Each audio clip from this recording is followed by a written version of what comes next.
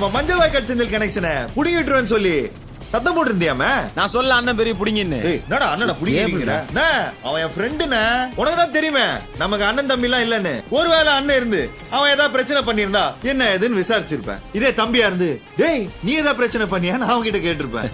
ஆனா ஃப்ரெண்டுக்கு ஏதாவது ஒண்ணுனா வெட்டிட்டு தான் நான் பேசுவேன். ஏன்னா எங்களுக்கு ஃப்ரெண்டு ஆக்சிஜன் மாதிரி. என்ன மச்சான்? சரிப்பா, அப்படி என்ன உனக்கு எனக்கு விட்ட குறை தொட்ட குறை? போதும், இதோட முடிச்சுக்க. உன்னால நான் இழந்தது கணக்கே இல்ல. என்னால நீ உங்ககிட்ட இருக்கிற ஒன்னே இழந்துடாத.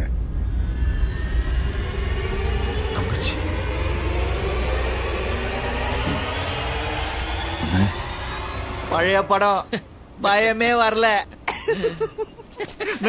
புதுசா ஏதாச்சும் பக்குன்னு பார்த்த உடனே பயம் வர மாதிரி பேய் கதை ஏதாவது சொல்லுன. இப்பெல்லாம் பேய காமெடி தான் பண்ணுது, பயமே வரதில்ல. அண்ணா இது எங்க ஆரம்பிச்சது? நீ என் கேபிள் கனெக்ஷனை கேட்ட, நான் கொடுக்கல. அதை புடுங்க ஒரு வேலை பார்த்தல. அதுக்கப்புறம் என்னோட முழு வேலையும் உனக்கு பார்க்க வேண்டியதாயிருச்சு. நீ சும்மா அப்படியே விட்டு இருந்தா நான் பாட்டுக்கு காலையில ராசி பலன் சொல்லிட்டு ராத்திரியில ரகசிய பல்லாங்குழி ப்ரோக்ராம் பண்ணிட்டு நான் பாட்டுன்னு போயிட்டே இருந்திருப்பேன்.